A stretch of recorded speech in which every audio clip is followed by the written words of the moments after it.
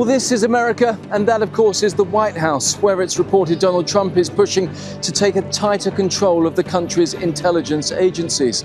There's been a purge of officials, the installation of a new director of national intelligence with, seems, no previous experience in the field. All of it under the watchful eye of Donald Trump. We'll have more on that in a few minutes. First, though, let's go to Alex Marquardt in our Washington, D.C. studio. Thanks, Richard. America's intelligence agencies are in charge of keeping the nation's secrets and uncovering those of others, friends and enemies alike. If you ask Americans about who does that, they might say the CIA, the National Security Agency, maybe the FBI. But the U.S. intelligence community is actually a sprawling web of separate but often overlapping intelligence agencies with different specialties. They range from cyber to human spying to surveillance from space. Donald Trump recently appointed a man named Bill Pulte as the acting director of national intelligence. It was a hugely controversial move, which has led to mass firings and fueling a raging debate about the structure, the size, and the politicization of America's intelligence community. So, to what extent is U.S. intelligence under attack from political leadership? And is it set up in the best way possible to handle the threats of today? Across two terms, Donald Trump has repeatedly questioned the credibility of U.S. intelligence. I think it was disgraceful that the intelligence agencies allowed any information that turned out to be so false and fake. And that's something that Nazi Germany would have done and did do. A lot of people are saying they had spies in my campaign. If they had spies in my campaign, that would be a disgrace to this country. What intelligence do you have that Iran is building a nuclear weapon? Your intelligence community has said they have no evidence that they are at this point. Well, then my intelligence community is wrong. Who in the intelligence community said that? Your director of national intelligence, Tulsi Gabbard. She's wrong.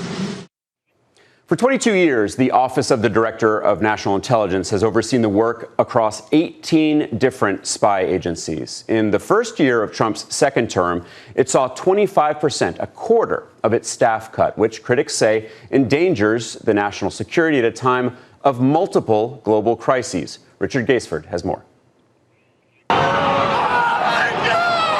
A failure to spot and stop the 9/11 attackers led to a commission that examined flaws and failures in the intelligence community. That culminated in a decision to install a director of national intelligence to coordinate the activities of all the intelligence agencies.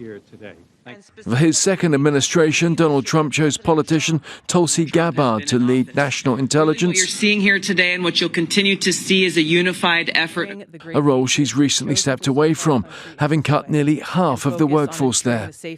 Replaced for now by Bill Pulte, a friend of the president.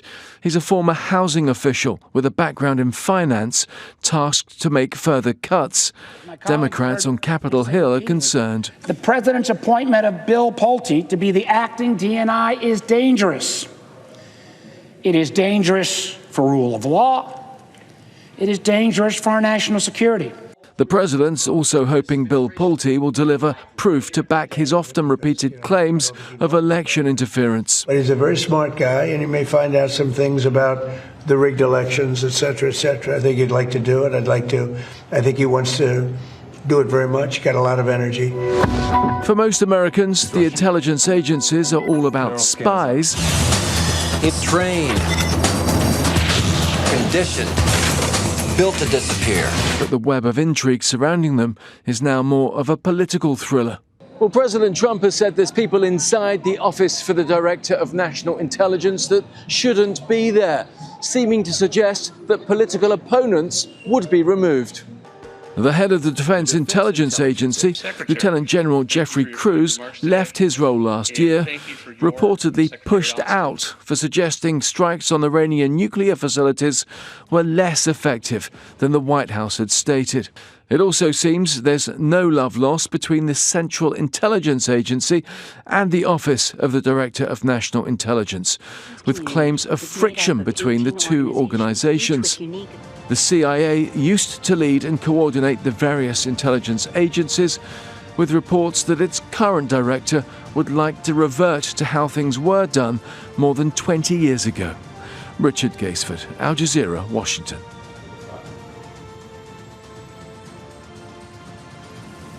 Joined now by former senior CIA analyst John Nixon and former Pentagon Defense Policy official Jason Campbell.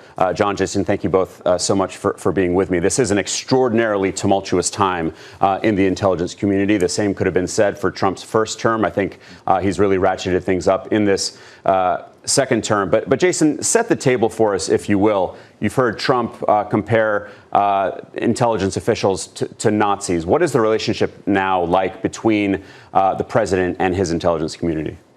Yeah, I think he has, particularly on issues of particular importance to him, has been very critical of some of the findings of some of the intelligence reporting out there. We saw, I believe, on his first day in office, he withdrew the security clearances of upwards of 50 former U.S. officials who had spoken about Russia's influence in the 2016 elections. You've seen him lash out, as you just referred to intelligence officials who come to findings that he feels are in conflict with his beliefs or his intimations.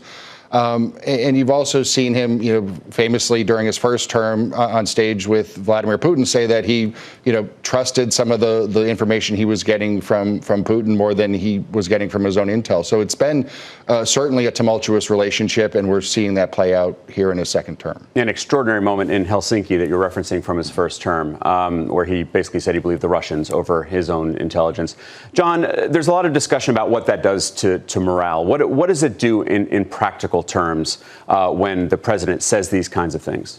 I think it has I think it would be an understatement to say it puts a damper on morale.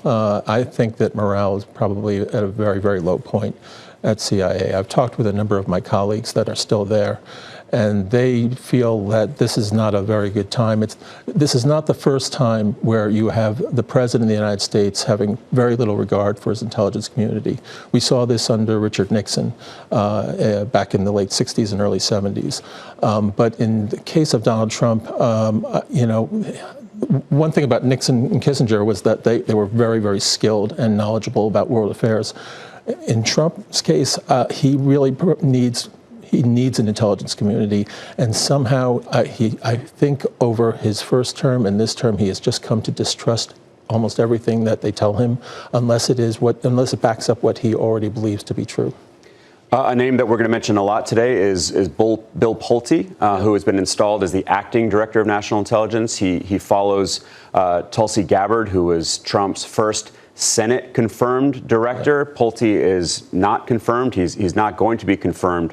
But John, how much more of an activist and an unqualified one at that do you think Pulte is compared to Gabbard, neither of whom really had any intelligence experience? I think Gabbard had a little intelligence experience with her time on the Hill. In the military, and in the military. Yeah, exactly.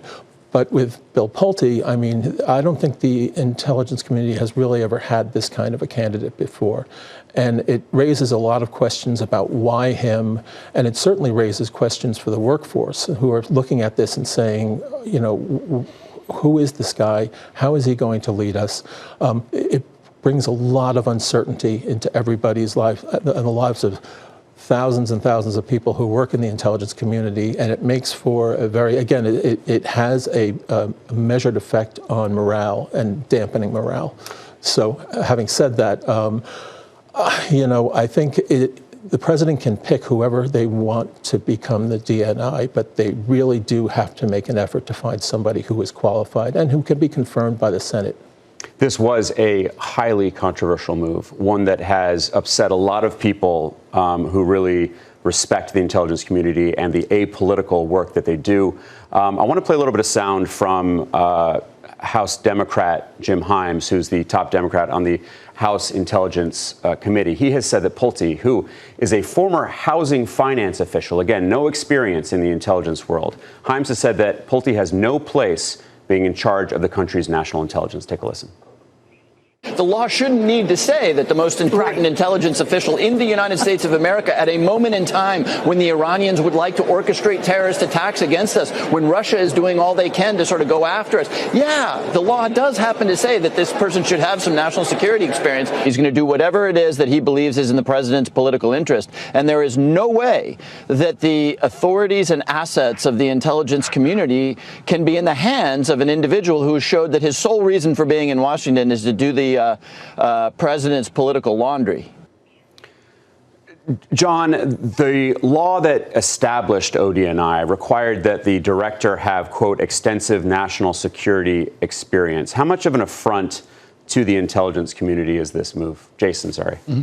Well, I think, yes, if you're a career official and sitting in one of these intelligence agencies and seeing this, I think you're right to be somewhat skeptical and to question what this means for you as an individual and for the enterprise as a whole. I think it's clear that what we know is we've seen that in his previous position, which I believe he still is formally holding, he used that position to find mortgage inconsistencies with some of the president's political enemies and to bring those forward. And thus far, there have been no convictions. A couple have been thrown out of court. So given this very limited background, and as John said earlier, no intelligence background, I think anyone would have right to be concerned about this. Yeah, he's doing both those jobs at the same time, as you know, which is a bit of a pattern when it comes to this administration. It has been reported, John, that Pulte has already, in his short time in this capacity, fired dozens of intelligence professionals. Again, these are people who are not political, they're career. You and I know a lot of them, and they try to stay as far away from politics as possible. According to MS Now, they were fired because the administration thought that they were part of the deep state. How much damage does that do? This idea that there's a deep state. This goes back to, people like John Brennan and James Clapper and Trump's belief that they were out to get him. And something, in my experience, I worked in the intelligence community for 13 years, and I found that the people that work in the intelligence community only want to do the best job for the President of the United States. And I never came across anybody who said, God, I wish I could sabotage this guy or this man or this woman. And so now they have somebody who is basically, they feel is sort of being weaponized against them. And again, it creates an atmosphere and an environment in which you just want to kind of keep your head down and just, try to survive the next few years in the hopes that eventually the Trump administration will come to an end and the new president will come in and he will bring in new blood and new leadership. Jason, according to this reporting, the accusation is also that these officials withheld intelligence. Is that something that intelligence professionals do? Look, I think these bars that are being somewhat artificially sent, part of the deep state withholding intelligence. I think until you see some degree of evidence why this should lead to these mass firings we're hearing are maybe in the offing. There's been a number of very senior intelligence officials from the National Intelligence Council already relieved. Is just again a blanket insinuation that I don't think we've seen any evidence for yet. So I think that, particularly when it's done to more senior officials, has rippling effects down the chain. And under those guidelines, anybody really could be accused of these things and, in their mind, justifiably released because of it. John, how much of it is political to you? How much do you see this as an effort for the president and the administration to be able to go after their enemies? It's hard to say right now because we're right at the beginning of this. But I mean, as far as downsizing the DNI's office, I think that there might be a case to be made in terms of just maybe making it smaller. I don't believe that the DNI's office has ever kind of achieved its mission in life, which was to sort of streamline the intelligence community and get rid of redundancies and also fill in the gaps that helped cause 9/11. However, having said that, the fact that Pulte is sort of a political operative, if you will. The fact that his deputy is a young woman who also has no experience whatsoever and who is basically an election monitor. I think that this sends a very strong signal of politicization, and that it's going to be a sort of off with their heads. As long as you toe the administration line, you'll be fine. If not, you'll be gotten rid of. And you do not want to send that signal to people who are basically sometimes risking their lives, but sacrificing and doing really, really important work for the national security of the United States. Jason, one thing we've heard the president say is that Pulte now has the ability to declassify whatever he wants, including documents ahead of the election this fall. As someone who has obviously seen a lot of intelligence, worked in classified areas, I know that a lot of officials hold that classification rather dearly. It's extremely important. Does that send shivers down your spine? Sure. I mean, that's the fact that this could be used in a more of a politically motivated manner absolutely is concerning, particularly given the lack of background in what we've seen so far from Mr. Pulte. So sure, I mean, there's any number of ways that a politicized person in this position could use that role to seek political means, and we've seen some of that, again, some evidence of that, and as John said, we'll hopefully not see it in the ensuing months, but there's definitely a risk there. John, you noted the structure and the debate over the entity that we know as ODNI, and there have been fierce disagreements over its role and what it should look like. I want to give our viewers a better sense of what we're talking about here. The country's 18 different intelligence agencies that ODNI essentially sits at the top of and coordinates. Alex Baird breaks it down for us. The United States has 18 intelligence agencies. I know that's a lot, but they all do different jobs. Generally, they fall into three groups. 9 agencies sit within the Pentagon. The National Security Agency collects the intercepted communications. The National Reconnaissance Office builds and operates intelligence satellites. That was officially secret until 1992. The Geospatial Intelligence Agency analyzes satellite imagery. The Defense Intelligence Agency monitors foreign militaries. And on top of all of that, you've got the 5 armed services who maintain their own intelligence units. Then you've got the 7 bodies belonging to various government departments. There's the famous FBI. They handle intelligence inside the United States. Treasury covers illicit financing, while the State Department provides analysis for US diplomacy. The Energy Department protects government research labs and monitors foreign nuclear programs. Homeland Security assesses threats to the homeland. The Coast Guard covers the seas. And the Drug Enforcement Administration, well, that one's pretty obvious. Finally, well done for keeping up. You have 2 independent agencies, the CIA, which collects human overseas intelligence, and the Office of the Director of National Intelligence, which coordinates the whole lot. They're appointed by the president. Now, that role was set up after a commission into 9/11 found that the country's spy agencies had failed to connect the dots. So the DNI was set up to coordinate that sprawling web. Now let's talk money. For the 2027 fiscal year, the White House requested $81.9 billion for national intelligence and $50 billion for military intelligence. And how is that all spent? Well, like much of the work that they do, that too is classified. Our thanks to Alex for that explainer. John, you're a former CIA man. You have argued that duplication amongst these agencies can be good, that it's not necessarily a bad thing when work is doubled up. Can you explain that? Well, there is going to be, we are a superpower, last time I checked. We have global interests, we have global responsibilities. We're naturally going to have a large intelligence community. Now, a lot of these agencies have different missions, but every now and then there is duplication, and you're going to get that no matter what. Before there was a DNI, there was a process where things tended to work. It was a matter of sometimes coordination, but basically the work of the government got done, and it worked well, I thought. Now, since that time, with the creation of the DNI, in theory, the DNI system should have been a godsend, because that was being made to sort of streamline the community. But the thing is, they gave the DNI the authority, but they didn't give the DNI the power, the budgetary power that was needed to really get the IC into shape. And since that time, you've just really created another layer of bureaucracy, and you've created another point of contention among some of the top players, elite players at the top. And you also have created a situation where, you know, you have a DNI, but if the CIA director has a better relationship with the president, then the CIA director is probably going to win most of its fights, and that the DNI is not. And so therefore it has never kind of lived up to the promise of its creation.